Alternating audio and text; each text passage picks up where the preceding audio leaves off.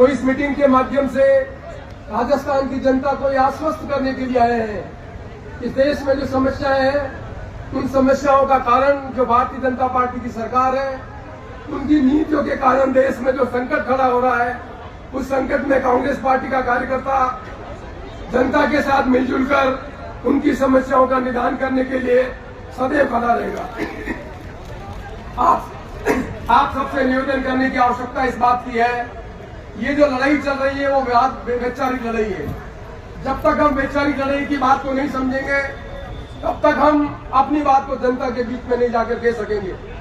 मैं आपसे ये बात स्पष्ट इसलिए करना चाहता हूं, हम जो जानकारी हमारे पास उपलब्ध है, उस जानकारी से आगे हटकर जो बदलाव हो रहा है उसको समझने की जरूरत है।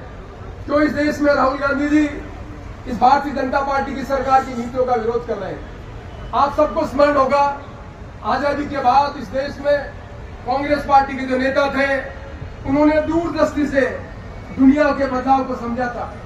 उस समय में दुनिया में दो बड़ी ताकतें थी, रूस और अमेरिका।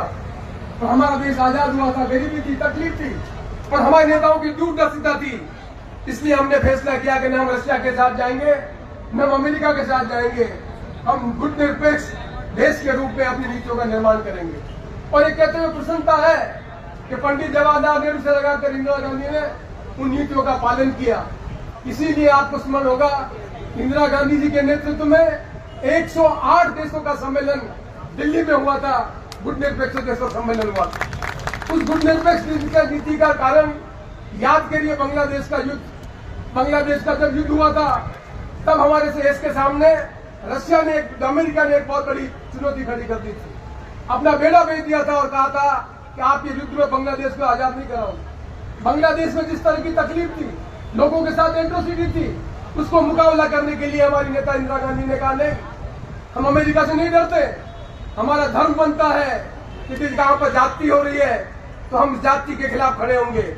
और हमने उस समय पाकिस्तान के सामने बांग्लादेश बनने की स्थिति में इसलिए पैदा हुई कि पाकिस्तान के ऊपर जिस तरह की उन्होंने बांग्लादेश की स्थिति पैदा कर रखी थी, हमारी नेता ने हिम्मत करके खड़ा किया और अमेरिका के बेड़े की परवाह नहीं की और दुनिया के नक्शे में एक नया देश बनाया, बांग्लादेश बनाया।